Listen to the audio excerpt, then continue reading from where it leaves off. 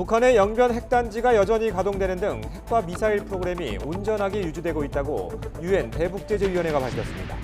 마이크 폼페이오 미 국무장관은 비핵화와 관련해 우리가 봐야 하는 건 북한의 행동이라며 진전된 조치를 압박했습니다. 어제 오후 귀국한 가수 정준영 씨가 새벽에 사과문을 발표해 성관계 동영상 불법 촬영과 유포 혐의를 모두 인정했습니다. 경찰은 곧 정 씨를 소환해서 사실관계를 파악할 계획입니다. 자유한국당 나경원 원내대표가 국회 연설에서 문재인 대통령을 김정은 국무위원장의 수석 대변인으로 표현해 논란이 일었습니다. 민주당과 청와대가 강력 반발하며 윤리위 제소를 추진하기로 해 여야 대치가 더욱 가팔라지게 됐습니다. 에티오피아 항공기 추락 사고 이후 보잉사의 737 맥스 8기종의 운항을 금지한 나라가 20개국으로 늘어났습니다. 밤사이 네덜란드와 이탈리아, 벨기에 등이 추가로 금지 조치를 취했습니다. 국제통화기금 IMF가 한국 경제가 성장이 둔화되는 등 역풍을 맞고 있다고 경고했습니다. 올해 성장률 목표를 달성하기 위해서는 9조 원 규모의 추가 경정 예산이 필요하다고 지적했습니다. 오늘 아침 서울 등 중부 내륙 곳곳이 영하권으로 떨어지면서 꽃샘 추위가 찾아왔습니다. 추위는 내일까지 이어지고 미세먼지 농도도 좋음에서 보통 수준을 유지하겠습니다. 굿모닝 YTN 2부 이어갑니다. 유엔 대북제재 이행을 감시하는 안전보장이사회 산하 대북제재위원회가 북한의 핵미사일 프로그램은 온전하다고 밝혔습니다. 또 북한이 선박간 이전 방식으로 금수 품목을 불법 거래하는 등 제재 위반 행위를 지속하고 있다고 평가했습니다. 김원배 기자가 보도합니다. 유엔 안보리 대북제재위원회는 연례 보고서를 통해 북한의 영변 핵단지는 여전히 가동되고 있다고 밝혔습니다. 북한은 지난해 9월에서 10월 사이에 영변의 5메가와트 원자로의 가동을 중단했으며 이 기간에 사용 후 핵연료봉의 인출이 이뤄졌을 수도 있다는 한 회원국의 보고를 전했습니다. 대북제재위원회는 전문가 패널이 북한의 핵 프로그램을 위해 은밀하게 원심 분리기를 구매한 아시아의 기업이나 개인들에 대해 조사를 계속하고 있다고 밝혔습니다. 이는 북한이 핵물질인 고농축 우라늄을 확보하는 데 필요한 핵심 설비인 원심 분리기 구매를 시도했다는 의미로 풀이됩니다. 북한의 평성 트럭 공장에서 대륙간 탄도미사일인 화성 15형이 조립됐다는 한 회원국의 보고를 전했습니다. 이 회원국은 또 북한이 북쪽 국경 인접 지역에 대륙간 탄도미사일 기지들을 개발하고 있다고 지난해 11월 대북제재위원회에 통보했습니다. 대북제재위원회는 북한의 불법적인 선박간 환적이 정교해지고 그 범위와 규모도 확대됐다면서 석유 제품의 불법 환적이 지난해 크게 늘었다고 평가했습니다.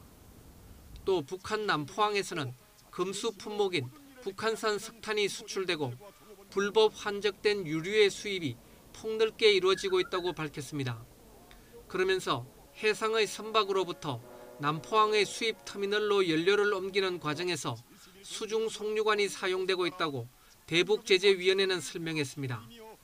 대북제재위원회는 인도네시아 동칼리만탄 해역에서 거래된 북한산 석탄의 최종 목적지가 한국 업체라는 인도네시아 당국의 보고도 있었다고 밝혔습니다. 그러나 이 업체는 제재위원회에 석탄 수입은 없었다는 입장을 밝혔습니다. 대북제재위원회는 불법 무기 거래와 군사협력 등으로 대북제재 위반 여부를 조사받는 국가는 이란 등 27개 나라라고 밝혔습니다. 또 지난해 싱가포르 미북 정상회담과 평양 남북 정상회담 당시 등장했던 김정은 북한 국무위원장의 전용차인 메르세데스 벤츠 리무진 등은 명백한 제재 위반이라고 밝혔지만 북쪽으로 흘러들어간 경위는 밝혀내지 못했습니다. YTN 김원배입니다. 하노이 북미 정상회담 이후 트럼프 정부 고위 인사들이 잇따라 북한을 압박하고 있습니다. 이번엔 폼페이오 국무장관이 북한의 말이 아니라 행동을 봐야 한다며 진전된 비핵화 조치를 촉구했습니다. 워싱턴에서 김희준 특파원이 보도합니다. 말로 하기는 쉽다. 우리는 행동만을 가치 있게 본다. 폼페이오 미 국무장관이 텍사스주 지역 언론과의 인터뷰에서 북한 비핵화에 대해 한 말입니다. 이어 우리가 봐야 하는 것은 행동이고 그것만 믿는다고 강조했습니다. 앞으로 몇 달 동안 없기를 바라는 바라고도 말했습니다. 2차 북미 정상회담이 합의 불발로 끝난 뒤 후속 협상을 모색하면서 북한의 구체적이고 진전된 비핵화 조치를 압박한 것으로 풀이됩니다. 폼페이오 장관은 국제사회에 강력한 대북 제재 전선도 환기했습니다. 또 김정은 위원장이 직접 대면한 자리에서 대여섯 번이나 비핵화를 약속했지만 하노이에서 내민 제안은 충분하지 않았다고 설명했습니다. 영변 핵폐기에 상응해 사실상 전면적인 제재를 요구한 것은 수용하기 어려웠다는 겁니다. 비건 대북 특별대표도 전날 같은 맥락의 언급을 하며 북한의 일괄 타결식 빅딜을 촉구했습니다. Nothing can be agreed until everything's agreed. That's a clear principle that has permeated our negotiations on both sides with the North Koreans. 하노이 회담 결렬 이후 볼턴 국가안보부 장관이 대북 압박 전선에 선봉에 선 뒤 트럼프 정부 인사들이 잇따라 북한을 옥죄는 모양새입니다. 다만 완전한 비핵화 대 북한의 밝은 미래도 역설하고 있습니다. 하지만 트럼프 대통령 임기 내 일괄 타결로 방향을 선회한 미국과 단계적 해법을 고수하는 북한 사이 비핵화 협상은 험난한 여정을 예고하고 있습니다. 워싱턴에서 YTN 김유진입니다. 성관계 동영상을 불법으로 촬영하고 단체 대여방을 통해 유포한 혐의를 받는 가수 정준영이 어제 귀국했습니다. 어제 오후 6시쯤 모자를 눌러쓴 채 입국한 정준영은 취재진의 질문에 제대로 된 답변을 하지 않고 죄송하다는 말만 남겼습니다. 피의자에게 할 말이 없느냐 등 취재진의 이어진 질문에도 답변하지 않고 황급히 공항을 떠났습니다. 보신 것처럼 떠들썩하게 귀국한 정준영은 오늘 새벽 사과문을 발표하고 자신의 모든 혐의를 인정했습니다. 수사기관의 조사에 성실히 임하고 처벌도 달게 받겠다고 밝혔습니다. 이동원 기자의 보도입니다. 성관계 동영상을 불법 촬영해 유포한 혐의를 받고 있는 가수 정준영 씨가 오늘 새벽 자신의 혐의를 인정하는 사과문을 발표했습니다. 정 씨는 자신에 대한 혐의와 관련해 동의를 받지 않은 채 여성을 촬영하고 이를 SNS 대화방에 유포하였고 그런 행위를 하면서도 큰 죄책감 없이 행동했다며 모든 죄를 인정한다고 밝혔습니다. 정 씨는 또 피해 여성들과 실망감과 경악을 금치 못한 모든 분들께 사죄드리며 연예활동 중단은 물론 자신의 비윤리적이고 위법한 행위를 평생 반성하겠다고 말했습니다. 이어 수사기관의 조사에 일체의 거짓 없이 성실히 임하겠으며 처벌 또한 달게 받겠다고 거듭 사과했습니다. 정 씨는 어제 오후 6시 미국에서 귀국한 후 소속사를 통해 사과문을 발표했습니다. 정 씨는 3년 전에도 여자친구의 신체를 몰래 촬영한 혐의로 고소를 당했으며 지난해 11월에는 불법 성관계 동영상을 찍었다는 제보에 따라 재차 수사를 받았지만 압수수색을 하지 못해 무혐의 처분을 받았습니다. 그러나 이번에는 정 씨가 자신의 혐의를 인정함에 따라 경찰의 수사가 속도를 낼 것으로 보입니다. 경찰은 정 씨에 대해 출국 금지를 신청한 데 이어 정 씨를 소환해 사실관계를 파악하고 카톡방 대화 내용의 유출 경위 등을 조사할 방침입니다. YTN 이동원입니다. 이 같은 정 씨의 성관계 동영상 파문으로 다른 연예인들의 2차 피해도 우려되고 있습니다. 정 씨와 함께 단체 대화방에 있던 지인이 누구인지 또 피해자가 누구인지 등을 놓고 여과 없이 실명이 거론되고 있습니다. 최두희 기자가 보도합니다. 가수 정준영의 성관계 동영상 불법 촬영, 유포 의혹과 관계된 문제의 카카오톡 단체 대화방에 등장하는 인물은 모두 8명입니다. 함께 대화를 나눈 것으로 보도된 가수 용모 씨가 그룹 하이라이트 멤버 용준형이 아니냐는 의혹이 일자 당사자는 전혀 사실이 아니라고 부인했습니다. 이런 일에 연관돼 이름이 거론됐다는 사실에 다시 한번 자신을 돌아보게 되었다면서도 앞으로는 언행을 신중히 하겠다고 덧붙였습니다. 단체 대화방에 함께 있었다는 의혹에 휩싸인 그룹 FT 아일랜드의 이홍기도 관련 의혹을 간접적으로 부인했습니다. 추가로 정준영과 평소 친분이 두터운 것으로 알려진 연예인 여러 명도 누리꾼들의 입방아에 오르내렸습니다. 현재로선 거론된 다른 동료 연예인들은 침묵하거나 부인하는 상황입니다. 오히려 성관계 동영상 유포 의혹의 피해자가 누구인지로 관심이 쏠리면서 2차 가해까지 이어지고 있습니다. 피해자로 유명 걸그룹 멤버들의 실명까지 거론된 지라시마저 나돌자 소속사 측에서 강경 대응을 예고하기도 했습니다. JYP는 소속 아티스트에 관한 루머 수위와 내용이 이미지를 심각하게 훼손할 수 있다고 판단했다며 최초 작성자와 유포자에 대해 법적으로 가용한 모든 조치를 마련하겠다고 엄포를 놨습니다. 향후 경찰 수사 방향에 따라 동영상 유포에 직간접적으로 가담한 연예인이 추가로 공개될 경우 파장은 걷잡을 수 없이 커질 전망입니다. YTN 최두입니다. 오늘 아침 꽃샘 추위가 찾아오면서 내륙 곳곳의 기온이 영하권으로 떨어졌습니다. 찬바람이 불면서 전국의 공기는 깨끗하겠습니다. 날씨 알아보겠습니다. 박현식 캐스터. 네, 야외 스튜디오에 나와 있습니다. 오늘 출근길은 좀 따뜻하게 입어야겠군요. 네, 그렇습니다. 곳곳에서 꽃망울이 터지기 시작하더니 봄을 시샘하는 추위가 찾아왔습니다. 오늘 아침 중부 내륙 지역은 기온이 영하권으로 뚝 떨어졌는데요. 현재 서울의 기온은 영하 0.4도로 어제 아침보다 4도가량이 낮습니다. 낮에도 기온은 8도로 어제만큼 찬바람이 불면서 쌀쌀하겠습니다. 오늘 꼭 두툼하게 옷을 입고 나오시기 바랍니다. 오늘 아침 대관령의 기온은 영하 7.5도, 파주는 영하 5.4도까지 떨어졌습니다. 남부지방도 대구 1도, 광주 0.5도로 어제보다 4도에서 7도가량이 낮은데요. 그래도 바람 덕에 대기 확산이 원활해지면서 전국의 미세먼지 농도는 보통에서 좋음 수준을 유지하겠습니다. 또 아침까지 중부 내륙 지역에는 산발적으로 눈이 날리는 곳도 있겠습니다.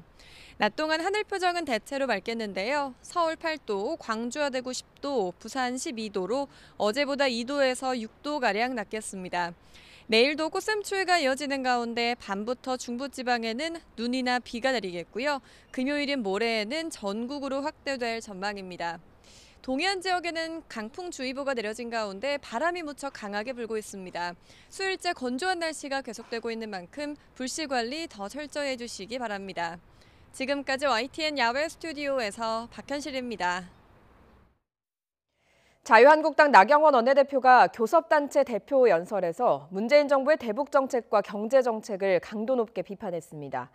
특히 문 대통령이 북한 김정은 위원장의 수석 대변이라는 표현을 사용하면서 국회는 아수라장이 됐습니다. 조은지 기자입니다. 자유한국당 나경원 원내대표는 문재인 정부의 경제 정책은 위헌이고 먹튀 막장 정권 소리를 들어도 이상하지 않다고 비판했습니다. 여기에 회심의 한방, 대통령은 김정은의 수석 대변인이라는 외신 보도를 인용해 불을 질렀습니다. 북한에 대해 말도 밑도 끝도 없는 옹호와 대변, 이제는 부끄럽습니다. 더 이상 대한민국 대통령이 김정은 수석 대변인이라는 낯뜨거운 이야기를 듣지 않게 해 주십시오. 더불어민주당 쪽에서 고성과 야유가 터져나왔고 일부 의원들은 자리를 박차고 떠나기도 했습니다. 항의하는 여당과 말려달라는 한국당의 설전으로 본회의장은 순식간에 아수라장이 됐습니다.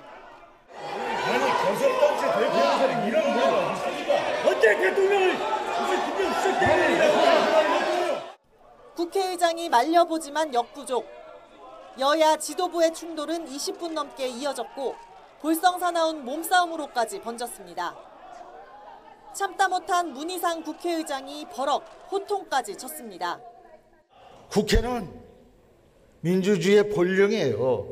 여러분이 보여주는 모습은 이건 공멸의 정치예요. 상생의 정치가 아니에요. 조금씩 다운해요. 박수 칠 일이 아니에요. 참아요. 또 참아요. 최종적인 판단은 국민이 하시는 거예요. 하지만 민주당은 계속 사과를 요구했고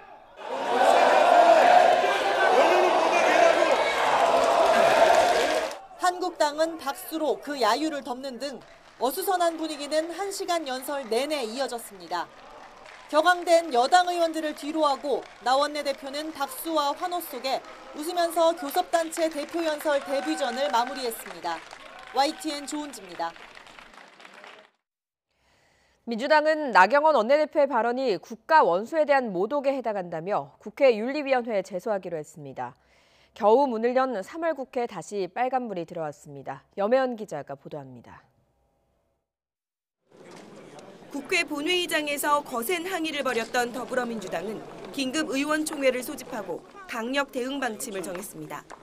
이해찬 대표는 국가 원수에 대한 모독이라며 정치적으로 도저히 용납할 수 없는 수준이라고 날을 세웠습니다. 의원들도 태극기 부대 수준의 망언이라거나 나치보다 심하다는 등 격앙된 반응을 쏟아냈습니다.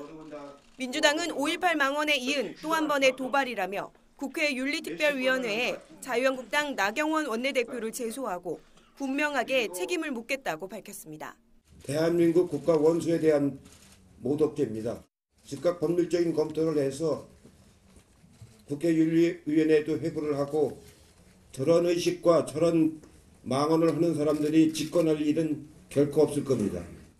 청와대도 한반도 평화를 염원하는 국민에 대한 모독이라며 한국당이 평화를 두려워하는 것은 아니길 바란다고 꼬집었습니다. 바른미래당은 나 원내대표의 발언이 과한 면이 있긴 했지만 민주당도 과민 반응을 보이면서 결국 볼썽사나운 꼴이 돼버렸다고 비판했습니다. 이렇게 볼썽사나운 모습들을 국민들께 보여준 점에 대해서 참 정말 얼굴을 들 수가 없습니다. 이 거대 양당이 이렇게 진영 싸움을 하고 좌파니 우파니 보수니 진보니 이렇게 싸우는 것 이제는 그만둬야 한다고 생각합니다. 하지만 한국당은 제1야당의 원내대표를 향해 고함을 치고 연설을 막는 건 민주주의가 아니라며 오히려 민주당이 사과해야 한다고 맞섰습니다. 제소하겠다고 하는 거는 당의 입장이겠지만은 저희는 저희대로 만약 그런 부당한 조치가 있게 되면 정말 단호한 대처를 하도록 그렇게 하겠습니다. 어렵사리 문을 연 3월 임시국회가 시작하자마자 암초에 부딪히면서 법안 처리엔 다시 빨간불이 켜졌습니다. 특히 선거제와 개혁 법안의 패스트트랙을 함께 추진하고 있는 여야 4당과 한국당의 골은 더욱 깊어질 수밖에 없는 상황에 놓였습니다. 각종 현안을 두고 여야가 치열하게 맞서고 있는 상황에서 전선을 하나 더한 셈이 됐습니다. 여기에 한 달도 채 남지 않은 4.3 재보궐선거까지 앞두고 있어서 여야의 대치 국면은 당분간 계속될 것으로 보입니다. YTN 염혜원입니다. 문재인 대통령이 미세먼지 해결을 위한 범국가적 기구를 구성하자는 바른미래당의 제안을 수용했습니다. 범국가적 기구 위원장으로 추천받은 반기문 전 유엔 사무총장 측은 취지에 공감한다며 긍정적인 입장을 나타냈습니다. 우철희 기자입니다. 숨을 쉬기만 해도 턱턱 막히던 최악의 미세먼지가 일주일째 이어진 다음 날 바른미래당 손학규 대표는 청와대를 향해 범국가적 기구 구성을 제안합니다. 여야 정쟁을 떠나 주변국과 함께 전면적인 미세먼지 해결 대책을 마련해야 한다는 건데 기구를 이끌 적임자로 반기문 전 유엔 사무총장을 꼽았습니다. 범사회적 기구를 구성을 해서 그 위원장에 반기문 전 유엔 사무총장을 추천합니다. 파리 기후협정을 성사시킨 국제적인 경험을 가지고 있고 청와대가 나흘 만에 답을 내놨습니다. 문재인 대통령은 브루나이 현지에서 김수현 청와대 정책실장으로부터 미세먼지 대책을 보고받고 손학규 대표의 제안을 적극적으로 수용하라고 지시한 겁니다. 또 반기문 전 총장에게 기구를 이끌어줄 수 있는지 확인하고 기존 미세먼지 특별위원회와의 관계를 어떻게 설정할지 검토하기로 했습니다. 반기문 전 총장 측은 긍정적인 입장입니다. 측근인 김숙 전 유엔 대사는 YTN과의 통화에서 반기문 전 총장도 미세먼지의 심각성과 해결의 필요성, 범국가적 기구의 취지에 동감하고 있다면서 일단 정부 구상부터 들어보겠다고 밝혔습니다. 다만 현재 해외 출장 중인 만큼 귀국 이후 그간의 경험을 어떻게 살려서 봉사할지 결정할 것이라는 말도 덧붙였습니다. 바른미래당은 문 대통령의 결정을 환영한다고 화답했습니다. 미세먼지 해결을 위한 범국가적 기구 구성이 급물살을 타게 된 가운데 반기문 전 총장의 결정과 기구 구성 등 세부 사안의 조율이 본격적인 출범과 가동의 관건이 될 전망입니다. YTN 우철입니다. 미세먼지 발생을 억제하고 정부의 대책을 강화하기 위한 미세먼지 관련 법안이 오늘 국회에서 처리될 예정입니다. 국회는 오늘 본회의를 열어 미세먼지를 사회 재난에 포함하고 미세먼지 배출이 적은 액화 석유가스 LPG의 자동차 연료 사용 제한을 전면 폐지하는 내용의 법안 등을 통과시킬 예정입니다. 또 초중고등학교 교실에 미세먼지 측정기와 공기 정화 설비 설치를 의무화한 학교보건법 개정안을 비롯해서 여야 3당이 합의했던 미세먼지 관련 무쟁점 법안도 함께 처리될 것으로 보입니다. 법안 처리에 앞서 바른미래당 김관영 원내대표는 더불어민주당 홍영표, 자유한국당 나경원 원내대표에 이어 교섭단체 대표 연설을 할 예정입니다. 에티오피아 항공의 추락사고 이후 세계 20여 나라가 미국 보잉사의 737 맥스 8 기종에 대한 운항 금지에 나섰습니다. 이탈리아 항공안전청은 현지 시각 12일 B737 맥스 8의 운항 중단 조치는 추가 공지가 있을 때까지 유효하다고 발표했습니다. 앞서 영국, 프랑스, 독일 등 유럽 주요 국가도 운항 중단을 잇따라 발표했습니다. 중국, 싱가포르와 중동 여러 국가도 같은 기종의 운항 금지 조처를 내렸습니다.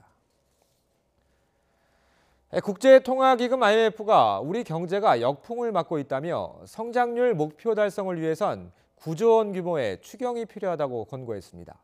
홍남기 경제부총리는 경제 상황에 대한 판단을 거쳐 미세먼지 추경을 포함해 검토하겠다고 밝혔습니다. 보도에 오인석 기자입니다. 기획재정부와 한국은행, 국책연구기관 등과 연례 협의를 마친 국제통화기금 IMF 한국 미션단이 정책 권고를 발표했습니다. IMF 미션단은 한국 경제는 탄탄한 제조업 기반과 안정적인 금융 시스템 등을 보유하고 있고 1인당 국민소득이 3만 달러를 넘어섰다며 이는 전반적으로 신중한 거시경제 관리에 대한 증거라고 평가했습니다. 하지만 미션단은 한국 경제 성장이 중단기적으로 역풍을 맞고 있다고 지적했습니다. Korea is, however, facing headwinds in the short and in the medium term, with risks tilted toward the downside. Growth is moderating on the back of the sluggish investment and global trade. IMF 미션단은 한국 정부가 올 경제 성장률 목표인 2.6에서 2.7% 성장을 달성하기 위해서는 대규모 추경을 편성할 필요가 있다고 밝혔습니다. 구체적 규모도 제시했는데 GDP의 0.5%를 넘어야 한다고 했습니다. 이는 2018년 명목 GDP 기준으로 환산하면 약 8조 9천억 원으로 지난해 정부가 편성한 추경의 2.3배에 달합니다. 홍남기 경제부총리는 IMF의 추경 권고에 대해 추경을 해서라도 미세먼지를 잡겠다고 밝히며 경제 상황도 함께 검토하겠다고 말했습니다. 미세먼지 추경이 고려가 된다면 함께 이 경제 상황에 대한 판단이 들어가서 추경이 검토가 될 수 있을 것 같습니다. 이는 지난 6일 미세먼지 대응은 1차적으로 기존의 재원으로 최대한 하겠다는 입장에서 한 발 더 나간 것으로 풀이됩니다. 홍 부총리는 추경의 규모에 대해서는 GDP의 0.5%는 IMF의 권고일 뿐 구체적인 검토를 진행하지 않아 아직 규모를 말할 단계는 아니라고 선을 그었습니다. YTN 오인석입니다. 전북 진안군에 있는 대형 양계장에서 불이 나 병아리 7만여 마리가 타 죽었습니다. 전북 군산에선 승용차가 바다에 빠져 운전자가 숨졌습니다. 이상순 기자의 보도입니다. 전북 진안군의 한 대형 양계장이 잿더미가 됐습니다. 어제 오후 4시 40분쯤 불이 났는데 1시간 반 만에 진화됐습니다. 인명피해는 없었지만 양계장 4,100여 제곱미터에 키우던 병아리 7만 1천여 마리가 불에 타 죽었습니다. 재산피해는 소방서 추산 2억 3천만 원에 이릅니다. 경찰과 소방당국은 화재 원인을 조사 중입니다. 바닷물 속에서 승용차를 들어올립니다. 63살 A씨가 탔던 도요타 캠리 승용차입니다. 어제 오후 5시 반쯤 전북 군산시 소룡동 소룡포구 부둣가에서 바다에 빠졌습니다. 신고를 받고 출동한 해경이 차 안에서 A씨를 발견해 병원으로 옮겼지만 결국 사망했습니다. 해경 관계자는 구조대가 현장에 도착했을 때 차량은 이미 물에 잠긴 상태였으며 목격자 등을 상대로 사고 경위를 조사하고 있다고 밝혔습니다. 지난달 19일 대구 포정동의 한 사우나에서 발생한 화재 사건과 관련해 사우나 업주 64살 A씨 등 3명이 업무상 과실치사상 혐의로 구속됐습니다. 또 건물의 소방검사를 담당한 소방관 등 10여 명은 불구속 입건될 예정입니다. 이 불로 3명이 숨지고 4명이 중상을 입었으며 84명이 연기를 마셔 병원에서 치료를 받았습니다. 합동 감식 결과 화재는 4층 사우나 남탕 입구 구두방의 콘센트에서 시작된 것으로 밝혀졌습니다. YTN 이상순입니다. 수천억 원대 투자 사기 의혹이 제기된 코인업 대표가 결국 구속됐습니다. 경찰 조사 결과 업체가 끌어모았던 투자금은 대부분 사라진 상태였습니다. 김진호 기자의 보도입니다. 모자와 마스크로 얼굴을 가린 채 끌려 나오는 남성. 가상화폐를 미끼로 사기 행각을 벌인 혐의로 체포된 코인업 대표 53살 강모 씨입니다. 구속영장 실질 심사를 위해 경찰서를 나선 강 씨는 취재진의 질문에 묵묵부답이었습니다. 투자 사기 혐의 인정하십니까? 법원은 범죄 사실이 소명되고 도주 우려가 있다며 강 씨에 대한 구속영장을 발부했습니다. 코인업은 지난해부터 상가 임대 사업과 함께 가상화폐를 발행해 상장하겠다며 돈을 끌어모았습니다. 이를 국내 쇼핑몰은 물론 중국과 피지 등에서 돈처럼 쓸 수 있다며 대대적으로 홍보했고, 이런 아름다운 집을 여러분들이 현재 보유하고는 코인으로 구매할 수 있다면 어떻게 되시겠습니까?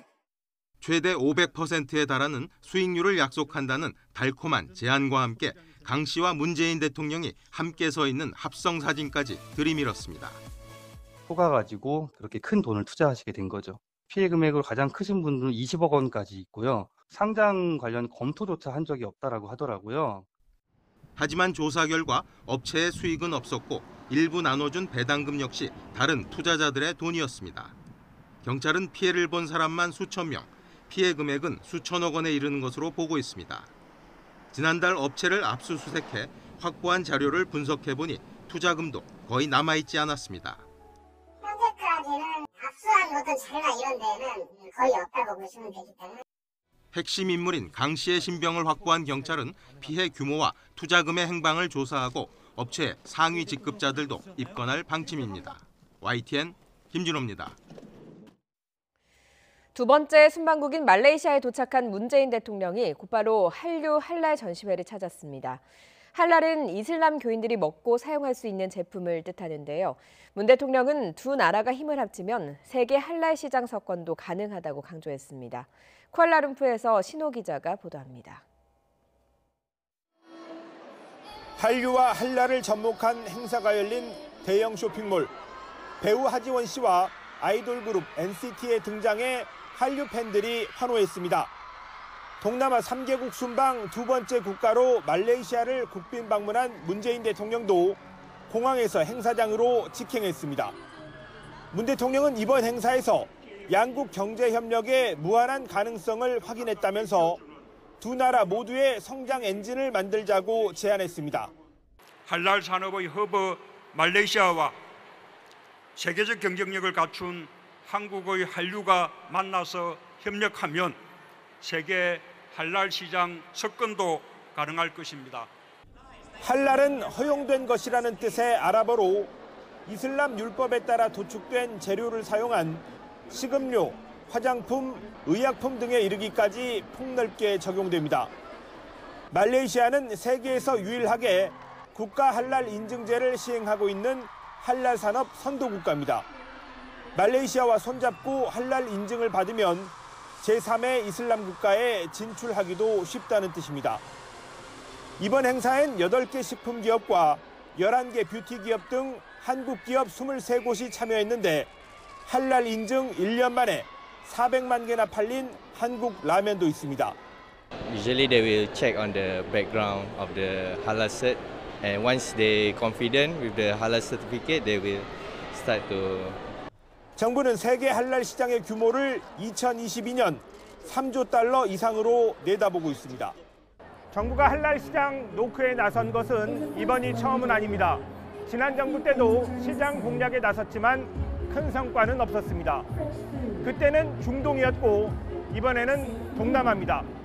그렇지만 중요한 것은 어느 지역인가가 아니라 얼마나 그 시장을 잘 알고 접근하느냐일 겁니다. 쿠알라룸푸르에서 YTN 신호입니다. 탁현민 대통령 행사기획 자문위원이 자신의 페이스북에 임종석 전 대통령 비서실장과 양정철 전 청와대 홍보기획 비서관이 함께 일본 도쿄에서 산책하는 사진을 올렸습니다. 탁 의원은 구백수와 신백수의 동경 산책이라는 제목으로 두 사람이 산책을 하며 웃고 있는 사진 2장을 공개했습니다. 구 백수는 대선 후 백의종군을 선언했다가 민주당 싱크탱크인 민주연구원 원장을 맡기로 한 양 전 비서관을, 신 백수는 지난 1월 대통령 비서실장직에서 물러난 임 전 실장을 뜻하는 표현입니다. 탁 의원이 문재인 대통령의 신구 핵심 측근의 사진을 공개한 건 두 사람의 당 복귀와 맞물려 제기되는 세대결 우려를 불식하고 통합 행보 의지를 나타낸 것으로 관측됩니다. 연동형 비례제 도입을 위한 여야 사당의 논의가 뜻밖의 암초를 만났습니다. 바른미래당 내부에서 반대에 가까운 신중론이 제기된 겁니다.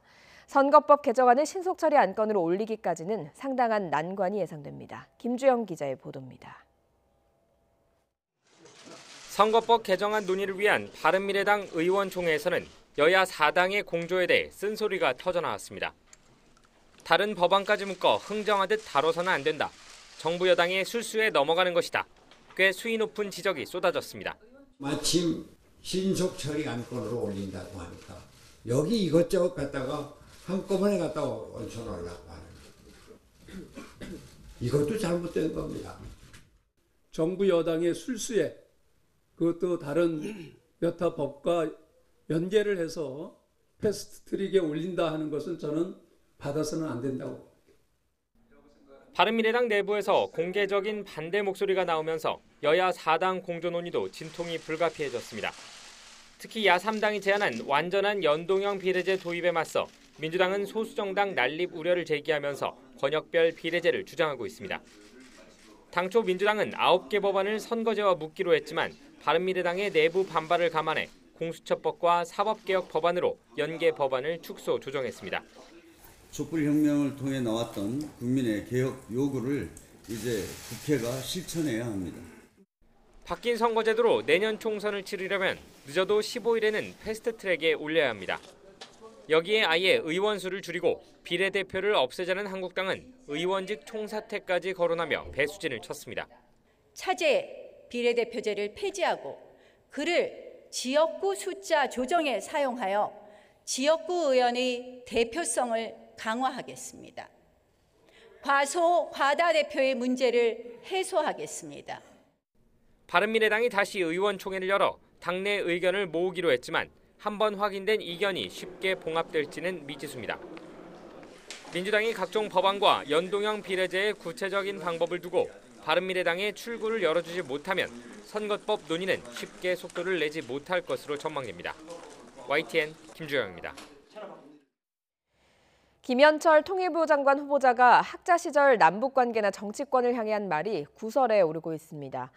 김 후보자는 정제되지 않은 부적절한 표현을 사용해서 유감으로 생각한다며 사과의 뜻을 밝혔습니다. 한현희 기자가 보도합니다. 천안함 폭침 5주기를 하루 앞둔 지난 2015년 3월 25일, 당시 야당 대표였던 문재인 대통령은 군복을 입고 강화도 해병대를 찾았습니다. 천안함 사건에 소극적으로 대응해왔다는 비판 여론과 안보 불안 이미지를 걷어내기 위한 행보라는 평가가 이어졌습니다. 당시 대학 교수였던 김현철 통일부 장관 후보자는 이 같은 행보를 비난했습니다. 정치하는 분들이 진지해졌으면 좋겠다며 군복을 입고 쇼를 하고 있다고 밝혔습니다. 2016년엔 추미애 민주당 대표를 향해 감염된 좀비라고 하거나 김종인 비대위원장에 대해서는 박근혜가 씹다 버린 껌에 비유하기도 했습니다. 또 5.24 조치 해제와 관련해 반드시 천안함 사건과 연계해야 한다고 생각하지 않는다고 하거나 전쟁이 끝났다고 선언하면 유엔사는 존재의 법적 기반을 상실한다는 의견을 내기도 했습니다. 과거 발언이 논란이 되자 김 후보자는 자신의 페이스북 계정을 폐쇄하고 페이스북에 알지 못하는 사람들의 접근과 해킹 우려가 있어 계정을 일시 비활성화로 돌렸다고 설명했습니다. 또 대북 정책이나 남북 관계에 관한 정치 비평에서 일부 정제되지 않은 부적절한 표현을 사용해 매우 유감으로 생각한다며 사과의 뜻을 표명했습니다. 앞으로 언행에 신중을 기해 나가도록 하겠다는 말도 덧붙였지만 이런 논란과 별도로 야당에서는 김 후보자 지명이 한미 동맹에 부적절한 메시지를 준다는 목소리도 나오고 있습니다. YTN 한현입니다.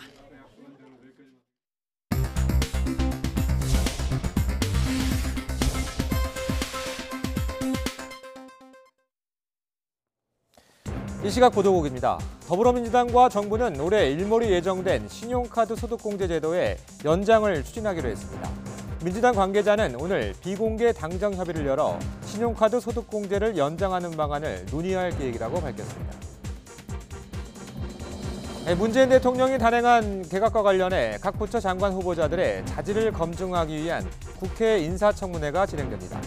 국회는 오는 26일 각각 해당 상임위원회를 열어 김현철 통일부 장관 후보자와 박양호 문화체육관광부 장관 후보자, 문성혁 해양수산부 장관 후보자에 대한 인사청문회를 실시합니다. 다음 날인 27일에는 진영 행정안전부 장관 후보자와 조동호 과학기술정보통신부 장관 후보자에 대한 인사청문회를 진행합니다. 제주 버스노조와 사용자 측이 오늘로 예정됐던 파업 돌입 직전에 임금 협상에 전격 합의하면서 버스 대란을 피하게 됐습니다. 제주 버스 8개 노조와 사측은 막판 협상에서 임금 1.9% 인상과 무사고 수당 월 3만 원을 새로 지급하기로 하고 파업 철회에 합의했습니다. 국군 역사상 처음으로 전투함으로 구성된 해외 파병 부대인 청해부대가 내일로 파병 10주년을 맞습니다. 지난 2009년 3월 13일 출항한 청해부대는 10년 동안 아덴만 해역을 중심으로 해적 대치, 선박 포송, 안전항해 지원 등의 임무를 수행해왔습니다. 가습기 살균제 피해 사건을 재수사하는 검찰이 살균제 원료를 공급한 SK케미칼의 고위 임원들에 대해 구속영장을 청구했습니다. 서울중앙지방검찰청은 SK케미칼 이모 전무 등 4명에 대해 증거인멸 혐의로 구속영장을 청구했습니다. 국정농단 사태의 핵심 인물인 최순실 씨의 이복 오빠 최재석 씨가 횡령 혐의로 구소돼 경찰이 수사에 나섰습니다. 고소인들은 서울 동부지검에 낸 후소장에서 최재석 씨가 유력 국회의원과 친분이 있는 자산가로 자신을 소개하면서 투자를 유도한 뒤 사업이 잘 안 되자 투자금을 대부분 돌려주지 않았다고 주장했습니다. 이 시각 보도국이었습니다. 지난주 석방된 이명박 전 대통령이 재판을 받기 위해서 오늘 처음으로 집 밖을 나섭니다. 하지만 소환 통보된 증인 이팔성 전 우리금융지주 회장이 출석하지 못한다고 밝혀서 재판에는 차질이 불가피할 것으로 보입니다. 김대겸 기자가 보도합니다. 이명박 전 대통령의 항소심 재판이 일주일 만에 열립니다. 보석 이후 첫 공판입니다. 이 전 대통령은 석방 후 처음으로 집 밖을 나서는 셈입니다. 이 전 대통령은 오후 1시쯤 서울 논현동 자택에서 차량을 타고 나와 서울 고등법원에 도착할 것으로 보입니다. 도착 후에는 별다른 입장 표명 없이 곧바로 법정으로 향할 것이라는 관측입니다. 앞서 이 전 대통령은 자택에 머물며 변호인단과 몇 차례 접견한 자리에서 증인 출석에 대비한 재판 전략을 논의해왔습니다. 이 전 대통령 측은 증인들을 상대로 검찰 조사 내용의 신빙성을 문제 삼으며 공소 사실을 부인할 것으로 보입니다. 재판부께서 핵심 증인에 대해서는 어떻게 하든지 증인을 심문을 하겠다 이렇게 결정을 하셨기 때문에 그 사람들에 대해서는 증인 심문이 된 후에 판결을 하게 될 거라고 생각합니다. 하지만 증인으로 예정된 이팔성 전 우리금융지주 회장이 법원에 불출석 신고서를 제출해 첫 재판부터 차질을 빚게 됐습니다. 수십억대 뇌물을 건넨 과정을 기록한 이 전 회장의 비망록은 유죄 판결에 결정적 영향을 미쳤습니다. 재판부는 법정에서 이 전 회장의 불출석 사유를 따져본 뒤 구인장 발부를 결정할 예정입니다. 앞으로 김백준 전 청와대 총무기획관과 이학수 전 삼성그룹 부회장 등 핵심 증인들에 대한 신문이 줄줄이 예정된 가운데 보석 이후 첫 재판에서 재판부가 어떻게 대처하는지에 따라 앞으로 증인들 출석 여부에도 영향을 미칠 전망입니다. YTN 김대겸입니다. 김은경 전 환경부 장관이 환경부 산하기관 임원에 대한 표적감사 과정에 개입했다는 의혹이 갈수록 뚜렷해지고 있습니다. 어제 환경공단 이사장을 부르는 등 참고인 소환 조사에 주력하고 있는 검찰은 이르면 다음 주 김 전 장관을 재소환할 계획입니다. 박기환 기자입니다. 표적감사 의혹이 불거진 건 지난해 2월 환경공단에 대한 환경부 감사입니다. 당시 전 정권에서 임명된 상임감사는 열흘 넘는 감사 끝에 결국 사표를 제출합니다. 이후 검찰은 환경부 감사관실 압수수색 과정에서 정관보고용 폴더를 확보했습니다. 표적감사 의혹과 관련된 문건이 상당수 있는 것으로 전해진 폴더입니다. 그런데 문건 일부가 김은경 전 장관에게 실제 보고된 정황이 드러났습니다. 환경부 관계자들이 소환 조사 과정에서 관련 내용을 진술한 것으로 알려졌습니다. 특히 김 전 장관은 감사 착수 사실도 보고받은 것으로 전해졌는데 검찰은 김 전 장관이 전 정권 임원에게 사표를 받기 위한 감사였다는 걸 알고 있었던 것으로 의심하고 있습니다. 앞서 1차 소환 당시 표적감사 의혹을 부인한 것으로 알려진 김 전 장관은 YTN 취재진과의 만남에서도 끝까지 입장 밝히길 거부했습니다. 저희 전직 장관님이신데도 최소한 입장을 좀 주셨으면 하거든요. 아무 말도 안 합니다. 끝! 친여권 인사들의 채용 비리 의혹을 함께 들여다보는 검찰은 환경공단 이사장도 참고인 신분으로 소환했습니다. 추천 과정에서 청와대 개입 의혹이 일었던 것으로 지목된 인물입니다. 글쎄, 대통령께서 임명을 하시는데 뭐 특혜가 있어요. 검찰은 불거진 의혹 대부분이 인사 관련 사항인 만큼 장관이 개입했을 가능성이 매우 큰 것으로 보고 있습니다. 참고인 조사를 절반 이상 마친 검찰은 이르면 이번 주 김 전 장관을 다시 불러 표적감사와 채용비리 의혹을 조사할 계획입니다. YTN 박기환입니다. 고 장자연 씨 성접대 사건의 유일한 목격자로 알려진 고인의 동료 배우 윤지호 씨가 장 씨가 숨지기 전에 작성한 문건은 유서가 아니라 의혹을 밝히기 위해 의도적으로 작성한 것이라고 거듭 주장했습니다. 윤 씨는 어제 오후 검찰 과거사 진상조사단에 참고인으로 출석하면서 누가 왜 문건을 쓰게 했고 장 씨가 돌려달라고 요구했는데도 돌려주지 않았는지를 밝혀달라고 말했습니다. 앞서 윤 씨는 라디오 방송에도 출연해 이 같은 취지의 주장을 하면서 문건이 왜 작성됐는지가 가장 중요하다고 생각한다고 밝혔습니다. 세월호 인양 과정에서 고의로 인양을 지연시키거나 선체를 훼손시켰다는 의혹은 사실로 보기 어렵다는 감사 결과가 나왔습니다. 감사원은 세월호 선체조사위원회의 감사 요구에 따라 인양 과정 전반을 감사한 결과 위법하거나 불법한 점을 발견하지 못했다고 밝혔습니다. 감사원은 해양수산부와 상하이셀비지가 계약을 수정해 인양 비용 328억 원을 추가 지불한 것은 선체 및 집안에 암반이 많이 발견돼 불가피하게 공법을 변경해야 했기 때문이라며 의도적으로 인양을 지연시키려고 한 것은 아니라고 설명했습니다. 중증 외상 환자가 생겼을 때 가장 중요한 건 시간과의 싸움입니다. 이른바 골든타임을 확보해야 생존 확률이 높아지는데 전문 의료진이 탑승한 닥터카가 활동을 시작했습니다. 이기정 기자가 취재했습니다. 형체를 알아보기 힘들게 파손된 자동차. 119 구급대원들이 절단기를 동원해 부상자 구조에 전력을 기울이고 있습니다. 공사장에서 노동자가 다리를 심하게 다쳤습니다. 현장에 제일 먼저 도착한 119 구급대원들이 긴급 조치 뒤 가까운 병원으로 움직입니다. 돌아. 그렇지. 가자.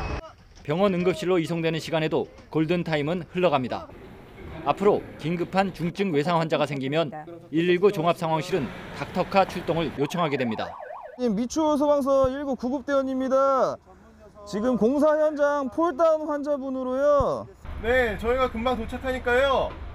일단 정맥로 확보하시고. 닥터카는 5분 이내 출동, 30분 이내 현장에 도착하게 됩니다. 외상외과 전문의와 간호사가 탄 닥터카는 3년 안에 예방 사망률을 23%까지 낮추는 것을 목표로 하고 있습니다. 닥터카 의료진은 기도 삽입관과 응급약품 투여 등 고도의 의료 행위가 가능해 사실상 움직이는 응급실이 됩니다. 산업시설이 많은 인천은 인구 대비 중증 외상 환자 발생 비율이 다른 시도보다 많습니다.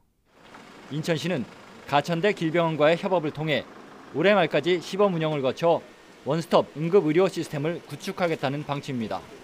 아주 처음부터 전문 의료 행위를 통해서 처치를 해서 사망률을 감소시키고 장애도 최소화하는 그러한 제도를 이제 시작하게 되었습니다. 닥터 헬기에 이어 첫 선을 보인 닥터카는 소중한 시민의 생명을 지키는 파수꾼 역할을 할 것으로 기대됩니다.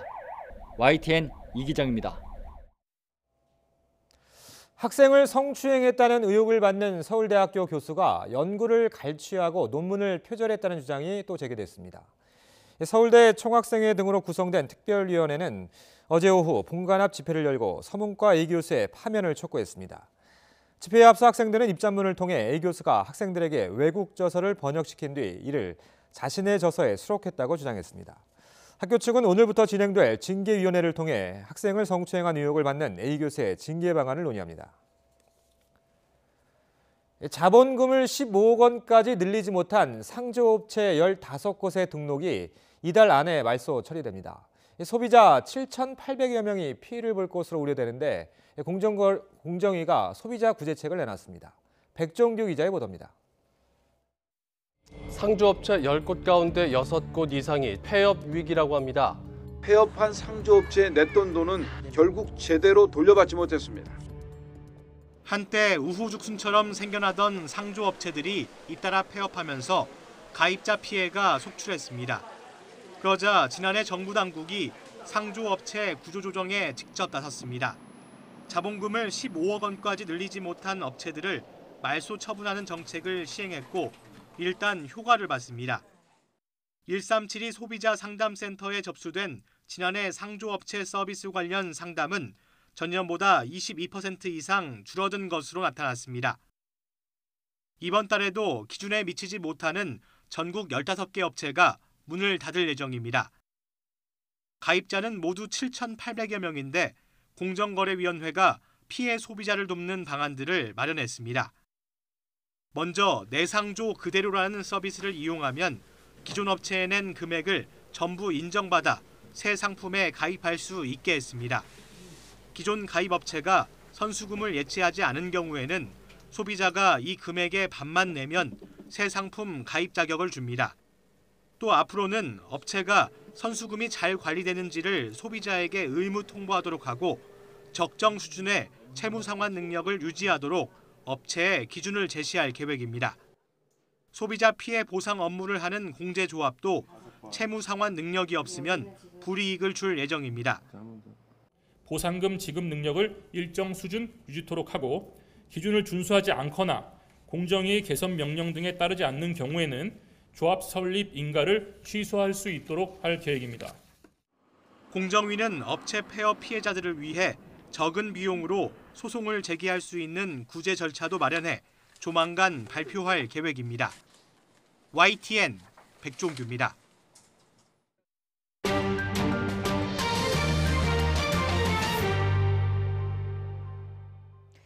영국이 유럽연합 EU를 탈퇴하는 조건을 담은 브렉시트 합의안이 영국 의회 2차 승인 투표에서도 부결됐습니다.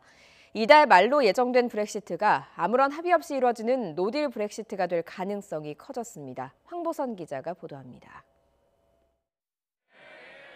간밤에 가까스로 EU 집행위원장을 설득해 이른바 안전장치를 보완하고 돌아온 테리사 메이 영국 총리. 이번만은 브렉시트 합의안을 꼭 통과시켜달라고 의원들에게 쉰 목소리로 호소합니다. Is that if this vote is not passed tonight, if this deal is not passed, then Brexit could be lost. 그러나 이번 2차 승인 투표도 부결입니다. 1차 승인 투표가 부결된 지 8주 만입니다. 안전장치가 사실상 수정되지 않았으며 이에 따라 영국이 브렉시트 후에도 EU 관세 동맹에 무한 종속될 것이라면서 많은 의원이 반대표를 던진 겁니다. Not one single word has changed. Mr. Speaker, in terms of the substance, literally nothing has changed. 영국이 EU의 동의 없이 안전장치를 종료할 수 있는 국제적으로 합법적인 수단이 없다는 제프리 콕스 영국 법무상의 법률 검토 결과도 부결에 영향을 미쳤습니다.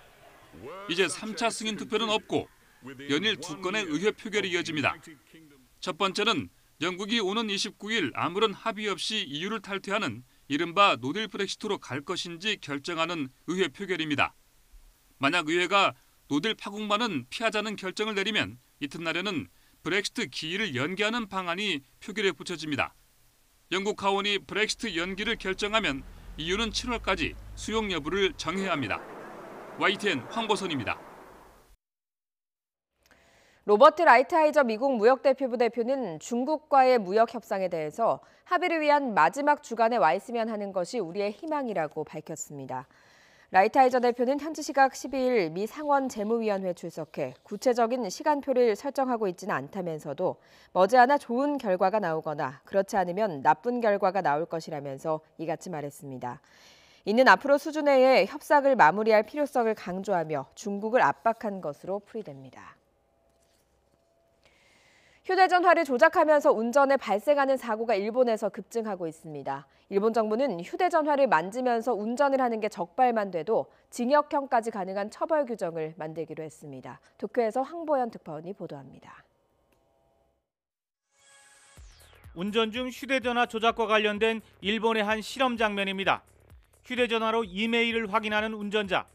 도로 옆에서 공이 튀어나왔는데도 눈치채지 못하고 그대로 부딪힙니다. 교차로에 빨간불이 들어와도 휴대전화에 정신이 팔려 그대로 지나칩니다. 그런데 이런 일이 실제 상황에서 똑같이 벌어졌습니다.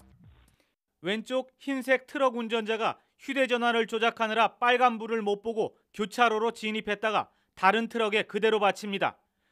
튕겨나간 트럭은 맞은편 인도를 덮쳐 아이와 함께 있던 엄마가 목숨을 잃었습니다.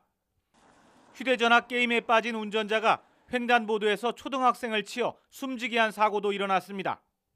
悲劇がですね繰り返されないようにまたぜひ厳罰化に向けてもですねお願いしたいと。 일본에서 휴대전화를 조작하며 운전하다 일어나는 사고는 해마다 증가해 지난해 2,800건에 육박했습니다. 5년 전보다 무려 40%나 증가하는 등 상황이 심각해지자 일본 정부는 처벌을 대폭 강화하기로 했습니다. 현재는 사고 없이 단순히 휴대전화를 쓰다가 적발되면 벌금만 부과되지만 앞으로는 최고 6개월의 징역형까지 가능하도록 법 개정에 나선 겁니다. 가벼운 사고라도 나면 현재 3개월 이하인 징역형은 최고 1년까지로 늘어납니다. 일본의 강화된 운전 중 휴대전화 처벌 법안은 이미 국무회의를 통과한 만큼 조만간 국회를 거쳐 오는 7월 이전에 최종 확정될 전망입니다. 도쿄에서 YTN 황보연입니다.